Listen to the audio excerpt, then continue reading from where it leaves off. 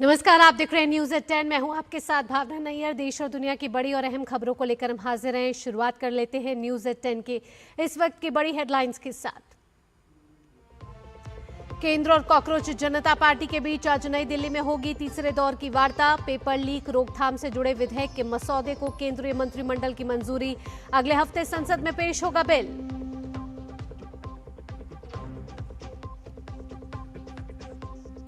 NTA में सुधार प्रक्रिया की शुरुआत। 47 अधिकारियों को बर्खास्त करने के बाद एजेंसी ने निकाली वैकेंसी।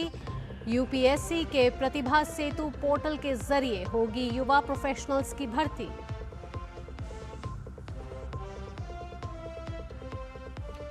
रक्षा मंत्री राजनाथ सिंह आज से लद्दाख के 2 दिवसीय दौरे पर। कल द्रास में आयोजित होने वाले करगिल विजय दिवस समारोह में होंगे शामिल।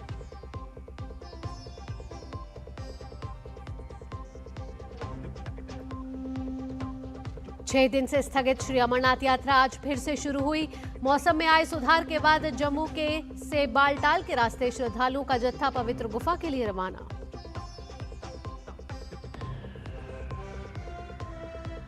गुजरात, कोंकण, गोवा, महाराष्ट्र, ओडिशा और राजस्थान के कुछ हिस्सों में आज बहुत तेज बारिश का अलर्ट। असम और गुजरात के बाढ़ प्रभावित इलाकों में बचाव अभियान युद्ध स्तर पर जारी।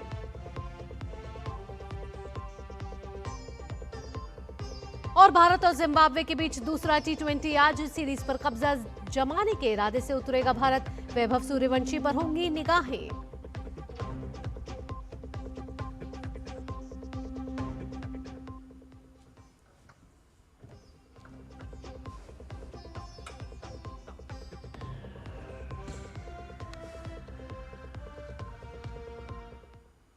और आइए आप खबरों को विस्तार से जान लेते हैं। नीट पेपर लीक विवाद को लेकर केंद्र सरकार और कॉकरोच जनता पार्टी के बीच आज नई दिल्ली में तीसरे दौर की अहम वार्ता होगी।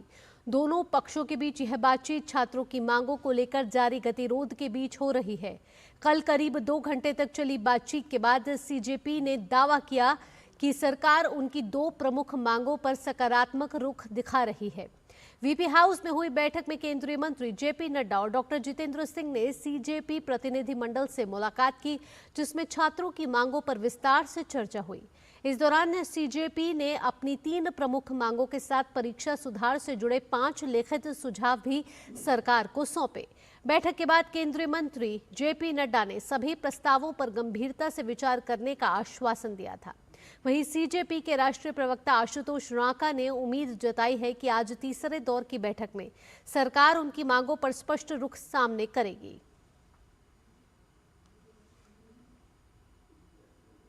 इस बीच नीट पेपर लीक को लेकर जारी विरोध प्रदर्शन के बीच केंद्रीय मंत्रिमंडल ने पेपर लीक के मामलों में कड़ी सजा का प्रावधान सुनिश्चित करने के लिए एक विधेयक के मसौदे को मंजूरी दे दी है। प्रधानमंत्री नरेंद्र मोदी की अध्यक्षता में कल हुई कैबिनेट बैठक में इस विधेयक के प्रावधानों पर विस्तृत चर्चा हुई। इस नए विधेयक में प्रश्न पत्र लीक के खिलाफ सख्त सजा के प्रावधान किए गए हैं। संसद में अगले हफ्ते यह बिल पेश होगा और सरकार की पूरी कोशिश होगी कि यह बिल इसी सत्र में पारित हो जाए। तो पेपर लीक पर सरकार का बड़ा रुख यहां नजर आ रहा है। परीक्षा प्रणाली में पारदर्शिता पर जोर दिया जा रहा है। साथ ही आपको बता दें कि पेपर लीक पर सख्त कानून लाने को सरकार प्रतिबद्ध नजर आ रही है। अगले हफ्ते संसद में ये बिल पेश किया जा सकता है, साथ ही पारित भी किया जा सकता है। केंद्रीय कैबिनेट ने जो ड्राफ्ट बिल है, यानी कि जो बिल का मसौदा है, उसको मंजूरी दे दी है। पेपर लीक मामलों में फास्ट ट्रैक सुनवाई को भी सरकार ने बहुत गंभीरता से लिया है। इसके साथ आपको बता दें कि दोषियों के लिए बेहद सख्त सजा का प्रावधान है इस नए बिल में।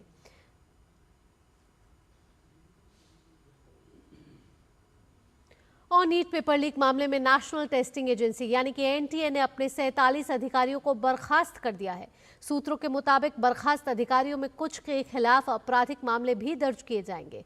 यह कार्रवाई एनटीए में व्यापक सुधार अभियान का हिस्सा है। एक दिन पहले ही शिक्षा विभाग के सचिव को भी बदला गया है। अब सरकार परीक्षा प्रणाली को सुरक्षित बनाने के लिए आउटसोर्सिंग व्यवस्था में बदलाव करने की तैयारी कर रही है। इसके साथ ही तकनीकी सुधार और नई टेस्टिंग व्यवस्था लागू करने की भी तैयारी है, जिसमें भविष्य में पेपर लीक की घटनाओं पर लगाम लगाई जा सके।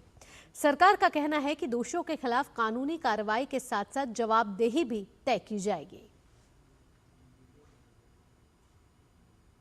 राष्ट्रीय परीक्षा एजेंसी यानी कि एनटीए ने अपने संगठनात्मक ढांचे को अधिक पेशेवर और सक्षम बनाने की दिशा में महत्वपूर्ण कदम उठाए हैं। राधाकृष्णन समिति की सिफारिशों के अनुरूप एजेंसी ने वरिष्ठ पेशेवर पदों पर नियुक्तियों के लिए अधिसूचना जारी की है। इसके साथ ही पहली बार संघ लोक सेवा आयोग यानी कि यूपीएससी के प्रतिभा सेतु पोर्टल के माध्यम से युवा पेशेवरों की भर्ती की जाएगी। एनटीए ने इस सप्ताह अनुबंध के आधार पर 4 महाप्रबंधक जनरल मैनेजर स्तर के पदों के लिए आवेदन आमंत्रित किए हैं। प्रत्येक पद के लिए शुरुआती अनुबंध अवधि 3 वर्ष निर्धारित की गई है। इन नियुक्तियों का उद्देश्य परीक्षा संचालन, प्रशासन और संस्थागत क्षमता को और मजबूत बनाना है। इसके अलावा एजेंसी ने यूपीएससी के प्रतिभा सेतु पोर्टल के माध्यम से 16 युवा पेशेवरों की नियुक्ति की प्रक्रिया भी शुरू की है। यह पहली बार है जब एनटीए इस पोर्टल के जरिए भर्ती कर रही है। सिविल सेवा परीक्षा में शामिल हो चुके और प्रतिभा सेतु पोर्टल पर पंजीकृत अभ्यर्थी इन पदों के लिए आवेदन कर सकते हैं। माना जा रहा है कि इन कदमों से एनटीए की कार्य प्रणाली में दक्षता, पारदर्शिता और संस्थागत क्षमता को और मजबूती मिलेगी।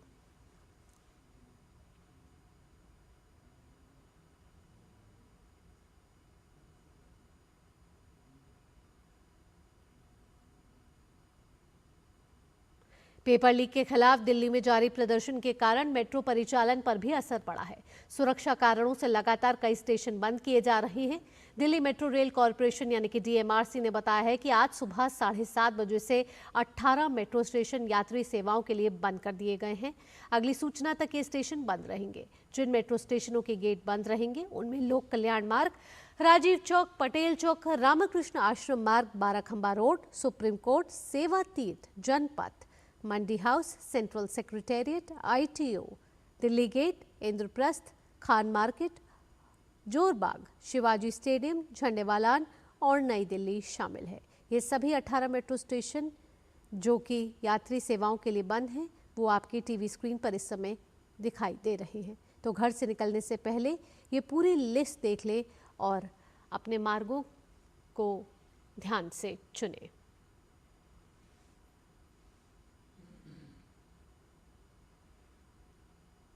रक्षा मंत्री राजनाथ सिंह आज से लद्दाख के करगिल क्षेत्र के 2 दिवसीय दौरे पर रहेंगे। इस दौरान वह लद्दाख के अग्रिम क्षेत्रों का दौरा करेंगे। साथ ही रक्षा मंत्री 26 जुलाई को द्रास में आयोजित होने वाले करगिल विजय दिवस समारोह में शामिल होकर 1999 के करगिल युद्ध में देश के लिए सर्वोच्च बलिदान देने वाले वीर जवानों को श्रद्धांजलि अर्पित करेंगे। रक्षा मंत्री 26 जुलाई को द्रास स्थित करगिल युद्ध स्मारक पर आयोजित कार्यक्रम में हिस्सा लेंगे।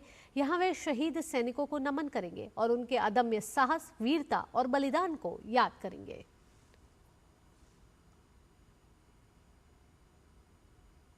अब खबर श्री अमरनाथ यात्रा से जुड़ी है। वार्षिक अमरनाथ यात्रा खराब मौसम के कारण 6 दिन तक स्थगित रहने के बाद आज जम्मू से फिर शुरू हो गई। 6000 से ज्यादा तीर्थयात्रियों का नया जत्था भगवती नगर आधार शिविर से कश्मीर घाटी स्थित बालटाल आधार शिविर के लिए रवाना हुआ। बारिश और खराब मौसम के कारण यात्रा 19 जुलाई को एहतियातन स्थगित कर दी गई थी। मौसम का 3880 मीटर की ऊंचाई पर स्थित गुफा मंदिर तक जाने वाले दोनों मार्गों पर विशेष रूप से असर पड़ा था। 1470 महिलाओं, 25 बच्चों और 54 साधुओं समेत कुल 6269 तीर्थयात्रियों का 18वां जत्था कड़ी सुरक्षा के बीच 223 वाहनों के काफिले में आज तड़के 2:40 पर बालटाल आधार शिविर के लिए रवाना हुआ। यात्रा का समापन रक्षाबंधन के दिन 28 अगस्त को होगा। अब तक करीब 4 लाख तीर्थयात्री मंदिर के दर्शन कर चुके हैं। इनमें से लगभग 1,20,000 तीर्थयात्रियों ने जम्मू के भगवती नगर आधार शिविर से अपनी यात्रा शुरू की।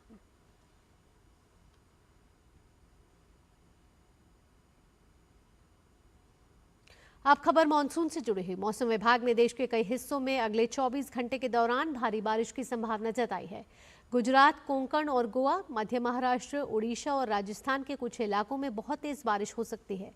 वहीं पूर्वोत्तर भारत, तटीय कर्नाटक, गंगेय पश्चिम बंगाल, हरियाणा, चंडीगढ़, दिल्ली, हिमाचल प्रदेश, जम्मू कश्मीर, लद्दाख, पंजाब, उत्तराखंड और दक्षिण आंतरिक कर्नाटक के कुछ हिस्सों में मध्यम से तेज बारिश का अनुमान है।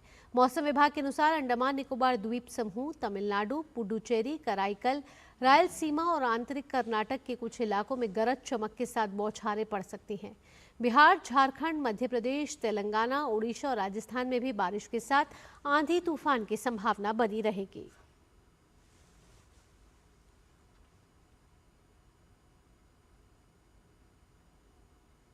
असम में बाढ़ की स्थिति गंभीर बनी हुई है। पिछले 24 घंटों में 15 और लोगों की मौत के साथ मृतकों की संख्या बढ़कर 62 हो गई है, जबकि राज्य के 9 जिलों में 7 लाख से ज्यादा लोग प्रभावित हुए हैं। असम राज्य आपदा प्रबंधन प्राधिकरण द्वारा जारी बुलेटिन के अनुसार नए मामलों में चराईदेव जिले में 7, शिवसागर में 6 और जोरहाट में 1 व्यक्ति की डूबने से मौत हुई है। ताजा मौतों के साथ ही इस वर्ष बाढ़ से जान गंवाने वालों की कुल संख्या बढ़कर 62 हो चुकी है। राज्य के चराईदेव, धेमाजी, डिब्रूगढ़, गोलाघाट, होजाई, जोरहाट, कार्बी, आंगलोंग, नगांव और शिवसागर जिलों में 7 लाख से ज्यादा लोग प्रभावित हुए हैं। शिवसागर राज्य में बाढ़ से सबसे ज्यादा प्रभावित जिला रहा, जहां करीब 3.5 लाख लोग प्रभावित हुए हैं। इसके बाद चराईदेव में करीब 2 लाख और जोरहाट में 1 लाख से ज्यादा लोग बाढ़ से प्रभावित हुए हैं। इससे पहले गुरुवार को 11 जिलों में 7 लाख से ज्यादा लोग प्रभावित थे।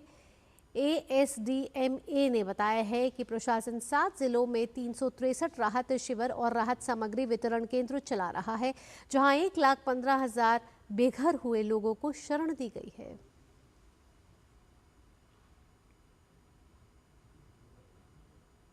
गुजरात में पिछले 3 दिनों से मूसलाधार वर्षा होने के कारण राज्य में जनजीवन अस्त व्यस्त हो गया है। दक्षिण गुजरात और मध्य गुजरात के बाद अब उत्तर गुजरात में भी मूसलाधार बारिश हो रही है। इसके कारण अहमदाबाद, सूरत, नवसारी और वलसाड़ समेत कई जिलों में भारी जल भराव और अचानक बाढ़ जैसी स्थिति पैदा हो गई है। अब तक 40,500 से ज्यादा लोगों को सुरक्षित स्थानों पर पहुंचाया गया है, जबकि 2,600 से ज्यादा लोगों को रेस्क्यू किया गया है। अहमदाबाद के साबरमती क्षेत्र में जलभराव के बीच फंसे 11 लोगों को दमकल विभाग ने सुरक्षित निकाला। इस दौरान बारिश से जुड़ी घटनाओं में 5 लोगों की मौत हुई है। मौसम विज्ञान विभाग ने आज मध्य और उत्तर गुजरात के कई जिलों के लिए रेड अलर्ट जारी किया। इन जिलों में खेड़ा, गांधीनगर, सुरेंद्रनगर, महिसागर, अरवल्ली, साबरकांठा और मेहसाणा शामिल है। अहमदाबाद, बोटाद, अमरेली, राजकोट, मोरबी, भरूच, वडोदरा, आणंद, पंचमहल, दाहोद, छोटा उदेपुर आदि जिलों के लिए ऑरेंज अलर्ट जारी है। IMD के पूर्वानुमान के अनुसार सोमवार से बारिश कम होने की संभावना है। छात्रों की सुरक्षा को ध्यान में रखते हुए अहमदाबाद, सूरत और वडोदरा सहित बारिश से प्रभावित जिलों के सभी स्कूल और कॉलेज आज बंद रहेंगे। गुजरात के मुख्यमंत्री भूपेंद्र पटेल ने अहमदाबाद शहर में लगातार 2 दिनों से हो रही भारी बारिश से प्रभावित क्षेत्रों का दौरा कर स्थिति का जायजा लिया। इस दौरान उन्होंने बारिश से हुए जल भराव और लोगों को हो रही परेशानियों की जानकारी ली। उन्होंने बारिश के पानी की निकासी व्यवस्था की समीक्षा की, लोगों से बातचीत की और अधिकारियों को राहत एवं बचाव कार्यों में तेजी लाने के निर्देश दिए।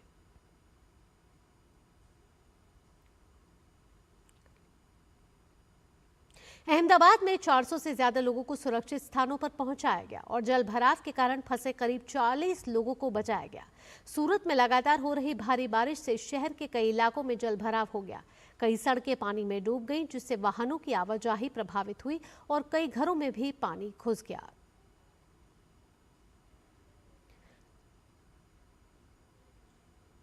वहीं भारत पाकिस्तान सीमा के पास स्थित नाडा बेट का रेगिस्तानी इलाका लगातार बारिश के बाद पानी से भर गया। सामान्यतः सूखा रहने वाला यह क्षेत्र विशाल जलभराव वाले इलाके में बदल गया, जिससे पूरे क्षेत्र का भूदृश्य बदल गया।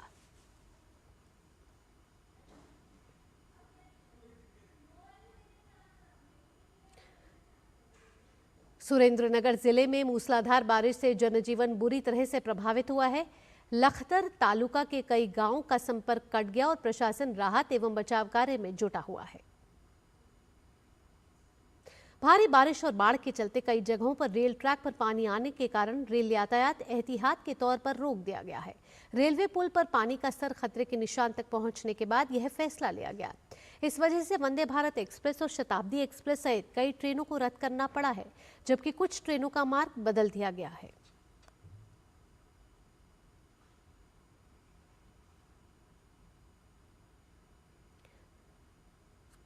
बाढ़ से प्रभावित जिलों में व्यापक स्तर पर राहत और बचाव अभियान चलाया जा रहा है। मौके पर सेना, एनडीआरएफ, एसडीआरएफ और दमकल विभाग की टीमें तैनात हैं। पिछले 24 घंटों में हजारों फंसे हुए लोगों को सुरक्षित स्थानों और राहत शिविरों में पहुंचाया गया है। ओडिशा से हवाई मार्ग से लाए गए राष्ट्रीय आपदा मोचन बल कर्मियों के साथ साथ राज्य आपदा प्रतिक्रिया बल, एसडीआरएफ, सेना और तटरक्षक बल की कुल 49 टीमों को विभिन्न जिलों में तैनात किया गया है। तैनाती के लिए एनडीआरएफ की 17 और एसडीआरएफ की 32 टीमें उपलब्ध थी। साथ ही जरूरत के अनुसार उन्हें अलग अलग स्थानों पर भेजा जा रहा है। लगातार हो रही मूसलाधार बारिश और बाढ़ के बीच भारतीय तटरक्षक बल ने दमन, दादरा एवं नगर हवेली के साथ दक्षिण गुजरात में राहत अभियान तेज कर दिया है। 22 जुलाई की मध्य रात्रि से अब तक 11 बचाव अभियानों में 170 लोगों को सुरक्षित निकाला गया है। हेलीकॉप्टरों और विशेष राहत टीमों की मदद से HADR और SAR अभियान लगातार जारी है।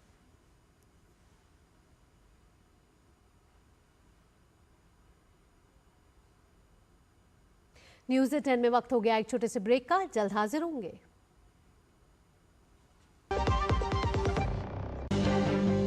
हरियाणा, जहां कारोबार को मिलते हैं नए पंख।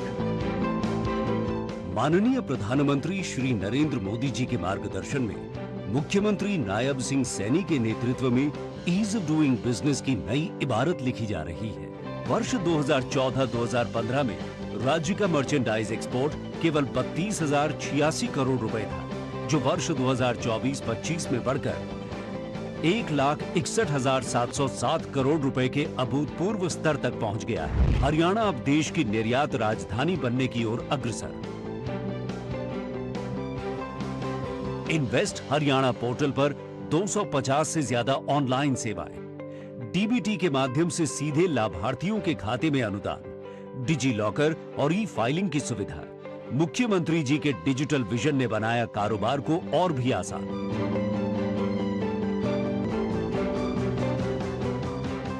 164 दंडात्मक प्रावधानों को अपराध की श्रेणी से बाहर करना, 7 दिनों में पानी का कनेक्शन, 15 दिनों में बॉयलर निर्माता का रजिस्ट्रेशन। मुख्यमंत्री जी के नेतृत्व में हरियाणा ने बनाया बिजनेस फ्रेंडली इकोसिस्टम। ये सफर अभी थमा नहीं है। मुख्यमंत्री नायब सिंह सैनी के नेतृत्व में हरियाणा और ऊंचाइयों को छुएगा। Haryana, ease of doing business से कारोबार को नए पंख। मेरी पसंद, मेरी पसंद, मेरी पसंद, मेरी पसंद, हमारी पसंद, हम सबकी पसंद। मजबूत देश का मजबूत सरिया हो गया स्टील। ब्रेक के बाद आपका स्वागत है। आप देख रहे हैं न्यूज़ 10। भारतीय विदेशी मुद्रा भंडार में सुधार जारी है। आरबीआई द्वारा जारी आंकड़ों के अनुसार भारत का विदेशी मुद्रा भंडार 17 जुलाई को समाप्त हुए हफ्ते में 1.08 अरब डॉलर बढ़कर 676.237 अरब डॉलर पर पहुंच गया है। इससे पहले वाले सप्ताह में भी विदेशी मुद्रा भंडार में 964 मिलियन डॉलर की बढ़ोतरी हुई थी और यह 675.157 अरब डॉलर पहुंच गया था। इस तरह लगातार दूसरे सप्ताह देश के विदेशी मुद्रा भंडार में बढ़ोतरी दर्ज की गई है। आरबीआई की वीकली स्टैटिस्टिकल सप्लीमेंट के मुताबिक इस वर्ष की शुरुआत में वैश्विक अनिश्चितताओं के कारण आई गिरावट के बावजूद भी भारत का विदेशी मुद्रा भंडार लगातार मजबूत हो रहा है। वहीं 27 फरवरी को समाप्त सप्ताह में देश का विदेशी मुद्रा भंडार रिकॉर्ड 728.494 अरब डॉलर के सर्वकालिक उच्च स्तर पर पहुंच गया था। आंकड़ों के अनुसार विदेशी मुद्रा भंडार का सबसे बड़ा हिस्सा मानी जाने वाली विदेशी मुद्रा परिसंपत्तियां यानी कि फॉरेन करेंसी असेट्स 4.549 अरब डॉलर बढ़कर 551.057 अरब डॉलर हो गई हैं। विशेषज्ञों के अनुसार मजबूत विदेशी मुद्रा भंडार भारत की आर्थिक मजबूती का महत्वपूर्ण संकेतक माना जाता है, जिससे देश की आयात क्षमता मजबूत होती है, बाहरी भुगतान दायित्वों को पूरा करने में मदद मिलती है और वैश्विक वित्तीय साथ ही भू राजनीतिक अनिश्चितताओं के दौरान अर्थव्यवस्था को सुरक्षा मिलती है। अंतर्राष्ट्रीय खबरों का रुख कर लेते हैं। अमेरिकी राष्ट्रपति डोनाल्ड ट्रंप ने कहा है कि अमेरिका ईरान के खिलाफ संभावित सैन्य कार्रवाई के लिए पूरी तरह से तैयार है, लेकिन साथ ही उसकी सरकार बातचीत भी कर रही है। उन्होंने साफ किया है कि यदि तेहरान अपने परमाणु कार्यक्रम को छोड़ने पर सहमत होता है तो कूटनीतिक समाधान उनकी पहली पसंद रहेगा। व्हाइट हाउस में असैन्य परमाणु ऊर्जा से जुड़े एक कार्यक्रम के दौरान राष्ट्रपति ट्रंप ने कहा कि अमेरिका जरूरत पड़ने पर सैन्य अभियान और तेज करने की स्थिति में है, लेकिन उन्हें उम्मीद है कि ईरान अब समझौते को लेकर पहले से ज्यादा गंभीर हो रहा है। ट्रंप ने एक बार फिर से यह दावा किया है कि ईरान की सैन्य क्षमता को काफी हद तक कमजोर कर दिया गया है। रूस और चीन की ओर से ईरान को मदद मिलने के सवाल पर ट्रंप ने कहा है कि फिलहाल दोनों देशों ने किसी बड़े स्तर पर हस्तक्षेप नहीं किया है। ट्रंप ने साथ ही कहा कि रूस और चीन के राष्ट्रपतियों ने उन्हें भरोसा दिलाया है कि वे ईरान के समर्थन में सीधे तौर पर शामिल नहीं होंगे। ट्रंप ने साथ ही कहा कि सैन्य विकल्प मौजूद होने की बार-बार चेतावनी के बावजूद बातचीत उनका पसंदीदा रास्ता बना हुआ है।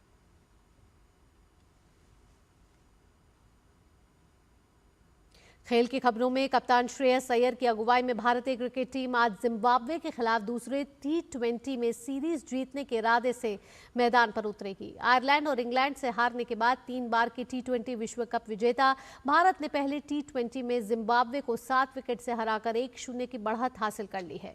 युवा बल्लेबाज वैभव सूर्यवंशी की 19 गेंदों में खेली गई 50 रन की पारी और मयंक यादव की तूफानी गेंदबाजी ने भारत की जीत में महत्वपूर्ण भूमिका निभाई। सूर्यवंशी ने T20 अंतर्राष्ट्रीय में अर्धशतक बनाने वाले सबसे कम उम्र के खिलाड़ी होने का रिकॉर्ड बनाया। तेज गेंदबाज प्रिंस यादव ने भी इस मैच में अच्छा प्रदर्शन किया और 29 रन देकर 2 विकेट चटके।